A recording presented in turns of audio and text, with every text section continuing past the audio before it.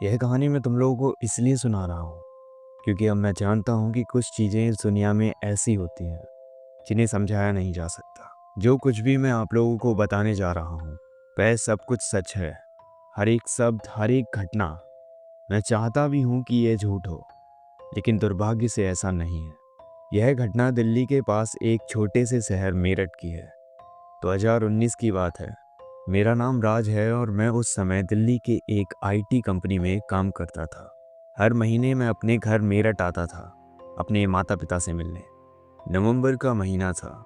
दिवाली के ठीक एक हफ्ते बाद मैं अपनी कार से दिल्ली से मेरठ जा रहा था।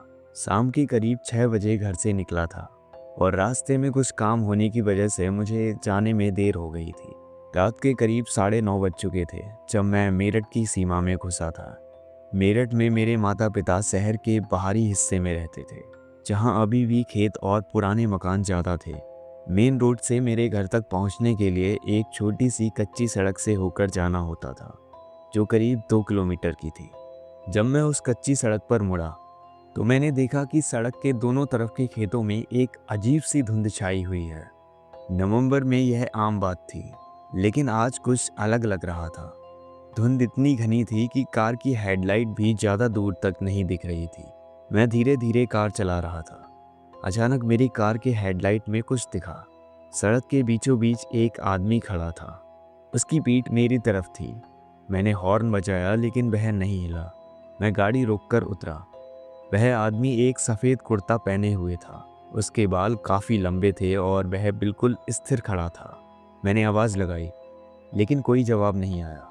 जब मैं उसके पास गया तो मैंने देखा कि वह बहुत पतला था, जैसे हफ्तों से कुछ नहीं खाया हो। मैंने उसके कंधे पर हाथ रखा। वह धीरे धीरे मेरी तरफ मुड़ा। जो मैंने देखा वह आज भी मेरे सपनों में आता है। उसका चेहरा था तो इंसान का, लेकिन उसकी आंखें बिल्कुल काली थी। ना कोई पुतली, ना कोई सफ़ेदी, सिर्फ काला अंधेरा। और सबसे डरावनी बात तो यह थी, वह मुस्कुरा रहा था, एक ठंडी भयानक मुस्कुराहट।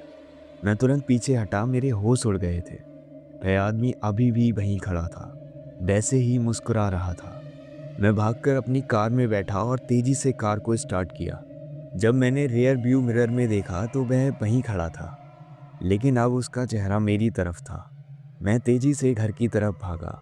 जब मैं घर पहुंचा तो मेरे हाथ कांप रहे थे। मैंने अपने पिताजी को सब कुछ बताया। उन्होंने कहा कि मैं शायद थका हुआ था, इसलिए मुझे कुछ गलत दिखा होगा। लेकिन मैं जानता था कि जो मैंने देखा था वह बिल्कुल सच था। अगले दिन सुबह मैं फिर उसी जगह गया जहां मैंने उस आदमी को देखा था। वहां कुछ भी नहीं था, सिर्फ कच्ची सड़क थी और दोनों तरफ खेत। लेकिन जब ध्यान से देखा तो मुझे सड़क पर कुछ निशान दिखे, जैसे कोई नंगे पैर वहां खड़ा हुआ हो। मैंने आसपास के कुछ लोगों से पूछा। तब मुझे पता चला कि यह जगह काफ़ी पुरानी है और यहाँ पहले एक कब्रिस्तान हुआ करता था। वर्षों पहले इसे हटाकर यहाँ खेत बनाए गए थे। एक बुजुर्ग किसान ने मुझे बताया कि पिछले कुछ सालों में कई लोगों ने यहाँ अजीब चीज़ें महसूस की हैं, खासकर रात के समय में। यहाँ किसी की आत्मा भटकती है जो अभी भी अपनी कब्र ढूंढ रही है। मैंने इस बात को ज़्यादा तवज्जो नहीं दी और दिल्ली के लिए वापस चला गया। लेकिन अगले महीने जब मैं फिर वहाँ आया तो वही घटना दोहराई गई। इस बार भी रात का समय था, वही धुंध और वही आदमी सड़क पर खड़ा हुआ। इस बार मैंने गाड़ी नहीं रोकी। मैं तेज़ी से आगे बढ़ गया, लेकिन रियर व्यू मिरर में मैंने देखा कि वह आदमी मेरे गाड़ी के पीछे दौड़ रहा था। उसकी गति इंसानी गति से कहीं ज़्यादा तेज़ थी। मैं डर गया और एक्सीलेटर पूरा दबा दिया। घर पहुंचकर मैंने अपने पिताजी को कहा कि दूसरे रास्ते से जाना चाहिए, लेकिन वह रास्ता काफ़ी लंबा था और रात में और भी खतरनाक था। पिताजी ने कहा कि अगली बार मैं मेरे साथ चलेगा। दिसंबर में जब मैं अगली बार आया तो पिताजी मेरे साथ थे। मैंने उन्हें सब कुछ विस्तार में बताया था। जब हम उस कच्ची सड़क पर पहुंचे तो आज कोई धुंध नहीं थी, सब कुछ साफ दिख रहा था। हम आधा रास्ता पार कर चुके थे कि अचानक पिताजी ने कहा, गाड़ी रोको। मैंने गाड़ी रोकी और देखा कि वह कुछ दूर सड़क के किनारे देख रहे थे। मैंने भी उस तरफ देखा तो मेरी सांस रुक गई। वहाँ वही आदमी खड़ा हुआ था, लेकिन इस बार वह हमारी तरफ देख रहा था। उसकी वही काली आंखें, वही डरावनी मुस्कुराहट। पिताजी का चेहरा एकदम सफ़ेद हो गया। तभी वह आदमी हमारी तरफ चलना शुरू किया। उसकी चाल बहुत अजीब थी, जैसे वह ज़मीन पर नहीं बल्कि हवा में तैर रहा हो। जैसे जैसे वह पास आ रहा था, कार के अंदर का तापमान गिरता जा रहा था। मैंने गाड़ी तुरंत स्टार्ट की और तेज़ी से आगे बढ़ गया।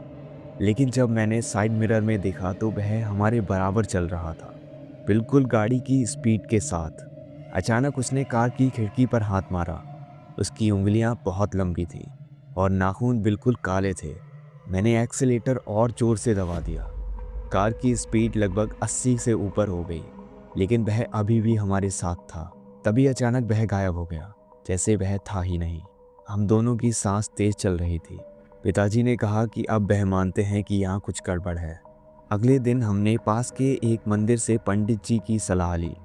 उन्होंने बताया कि यह जगह अपवित्र है, यहाँ किसी की अशांत आत्मा है जो भटक रही है। उन्होंने कहा कि हमें रात में यहाँ कभी नहीं गुजरना चाहिए।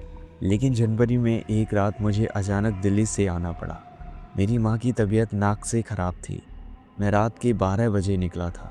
घर जल्दी पहुँचना ज़रूरी था, इसलिए जब मैं उस कच्ची सड़क पर पहुँचा तो मैंने देखा कि आज पूरी सड़क पर एक अजीब सी लाल रोशनी फैली हुई थी। ऐसी रोशनी जो किसी भी इंसानी स्रोत से नहीं आ रही थी। हवा में एक अजीब सी बदबू थी, जैसे कुछ सड़ रहा हो। मैं गाड़ी धीरे धीरे चला रहा था। तभी मैंने देखा कि सड़क के दोनों तरफ कई परछाइयाँ खड़ी हैं। सभी मेरी तरफ देख रही थी। मेरा दिल तेजी से धड़क रहा था। जैसे ही मैं आगे बढ़ा वे सभी परछाइयाँ सड़क पर आ गईं। उनमें से एक वही आदमी था जिससे मैं पहले मिल चुका था। बाकी अलग अलग उम्र के लोग थे, कुछ बच्चे भी थे। सभी के चेहरे पर वही डरावनी मुस्कुराहट थी। वे सब मेरी गाड़ी को घेर कर खड़े हो गए। मैंने हॉर्न बजाया, लेकिन वे हिल भी नहीं रहे थे। तभी उस आदमी ने कार के शीशे पर हाथ रखा। शीशा बर्फ की तरह ठंडा हो गया। अचानक कार का इंजन बंद हो गया और लाइटें भी गुम हो गईं। चारों तरफ सिर्फ वही लाल रोशनी थी। मैं पसीने से तरबतर हो गया था, लेकिन ठंड भी लग रही थी। तभी वह आदमी कार के सामने आकर खड़ा हो गया। उसने अपना मुंह खोला। उसके मुंह से एक आवाज़ निकली जो कि इंसानी आवाज़ नहीं थी, जैसे कई आवाज़ें एक साथ आ रही हो। वह कुछ कह रहा था, लेकिन मैं समझ नहीं पा रहा था कि वो क्या बोलना चाह रहा है। मैंने आंखें बंद कर लीं और हनुमान चालीसा पढ़ना स्टार्ट कर दिया। जैसे ही मैंने हनुमान चालीसा पढ़ा तो बाकी सभी परछाइयाँ गायब हो गईं, पीछे हटने लगीं, लेकिन वह आदमी अभी भी वहीं खड़ा था। तभी अचानक कहीं से मुर्गे की बाग सुनाई दी। सुबह होने वाली थी। जैसे ही मुर्गे की आवाज़ आई वे सभी परछाइयाँ गायब हो गईं। कार का इंजन अपने आप चालू हो गया। मैं तुरंत घर की तरफ भागा। जब मैं घर पहुंचा तो सुबह के 5 बज चुके थे। माँ की तबीयत भी ठीक हो गई थी। वह तो रात को ही ठीक हो गई थी। मुझे एहसास हुआ कि यह सब कुछ मुझे वहाँ बुलाने के लिए ही था। उसके बाद मैंने कसम खाई कि मैं कभी भी रात में उस रास्ते से नहीं जाऊँगा। लेकिन कहानी यहीं ख़त्म नहीं होती। फरवरी में मैं एक दिन उस रास्ते से दिन में जा रहा था। दोपहर के करीब 12 बज रहे थे। धूप अच्छी निकली हुई थी। तभी मैंने सड़क के किनारे एक कुआं देखा, जो मैंने पहले कभी नहीं देखा था। मैं गाड़ी रोककर उतरा। कुआं काफ़ी पुराना था। उसके चारों तरफ बहुत सारे पत्थर पड़े हुए थे। जब मैं कुएं के पास गया और अंदर झांका तो मुझे नीचे कुछ चमकता हुआ दिखा। मैंने मोबाइल टॉर्च जलाकर देखा, वहाँ नीचे काफ़ी सारी हड्डियाँ पड़ी हुई थी, इंसानों की हड्डियाँ। हाँ, तुमने सही सुना। और उनके बीच कुछ पुराने कपड़े भी थे। मेरे होश उड़ गए। मैंने तुरंत वहाँ से भागा और सीधे पुलिस स्टेशन गया। पुलिस वालों ने पहले तो मेरी बात पर यकीन नहीं किया, लेकिन जब वे वहाँ गए तो उन्होंने भी वही देखा जो मैंने देखा था। जांच के बाद पता चला कि यह एक पुराना कुआं था जो बरसों से सूखा पड़ा था। कुछ लोगों ने इसका इस्तेमाल लाशें छुपाने के लिए किया था। पुलिस को कुछ 12 लाशों के अवशेष मिले। सब अलग अलग समय के थे। लेकिन सबसे हैरानी वाली बात तो यह थी कि उसमें एक ऐसा कंकाल था जिसने वही सफ़ेद कुर्ता पहना हुआ था, बिल्कुल वैसा ही जैसा वो आदमी पहना हुआ था जिसे मैंने देखा था। पुलिस की जांच के बाद पता चला कि यह कुआं पुराने कब्रिस्तान का हिस्सा था।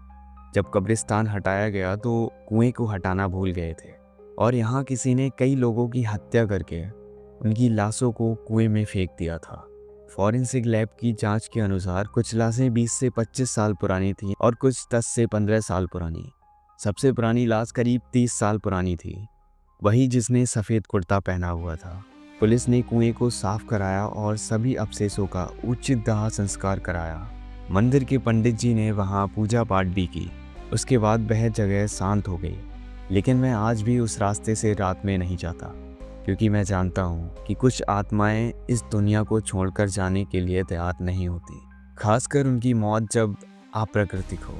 आज जब मैं यह स्टोरी आपको सुना रहा हूँ तो मैं चाहता हूँ कि आप इससे सबक लें। अगर आपको कभी भी ऐसी कोई जगह मिले जहाँ आपको अजीब या डरावना लगे तो वहाँ से तुरंत चले जाएं। कुछ चीज़ें इस दुनिया में ऐसी हैं जिनसे दूर रहना ही हमारे लिए बेहतर है। मैं आज भी सोचता हूँ कि अगर मैंने उस कुएं की खोज नहीं की होती तो क्या वे आत्माएं आज भी वहीं भटक रही होती? शायद हाँ। कम से कम मुझे अब यह संतुष्टि तो है कि उनकी आत्माओं को शांति मिल गई होगी। लेकिन कभी कभी रात में मैं जब उस रास्ते के बारे में सोचता हूँ तो मुझे आज भी डर लगता है, क्योंकि मैं जानता हूँ यह दुनिया सिर्फ उन चीज़ों से नहीं बनी जो हम देख सकते हैं। यहाँ कुछ और भी है, कुछ ऐसा जो हमारी समझ के परे है। और यह कहानी यहीं ख़त्म होती है। लेकिन आज भी कुछ लोग अगर वहाँ उस रास्ते से गुजरते हैं तो वो बताते हैं कि अभी भी वहाँ कुछ अजीब सा महसूस होता है, कुछ अजीब सी चीज़ें दिखती हैं, खासकर अमावस्या की रात को। मैं नहीं जानता कि वो लोग जो बताते हैं वह सच है या झूठ, लेकिन मैं यह ज़रूर जानता हूँ कि इस दुनिया में कुछ रहस्य ऐसे हैं जिन्हें सुलझाना हमारे बस से बाहर है, और कभी कभी उन रहस्यों से अनजान होना ही बेहतर रहता है। सो गाइस, तुम लोगों को अगर ये कहानी थोड़ी सी भी पसंद आई हो या फिर इसने तुम्हें थोड़ा सा भी डराया हो तो इसे तुम लोग एक लाइक कर सकते हो। एंड ऐसे ही और मिस्टीरियस एंड रियल कहानियाँ सुनने के लिए आप इस चैनल को सब्सक्राइब भी कर सकते हो। एंड मैं एक बार और बता दूं, अगर आपके साथ भी कुछ ऐसा ही इंसिडेंट हुआ है या आप लोग इस चैनल पर अपनी स्टोरी सुनना चाहते हैं तो डिस्क्रिप्शन में एक ईमेल दी गई है जिस पर आप अपनी स्टोरी सेंड कर सकते हैं। एंड मैं मिलूंगा आपको एक और new mysterious and creepy horror story के साथ। तब तक के लिए बाय बाय।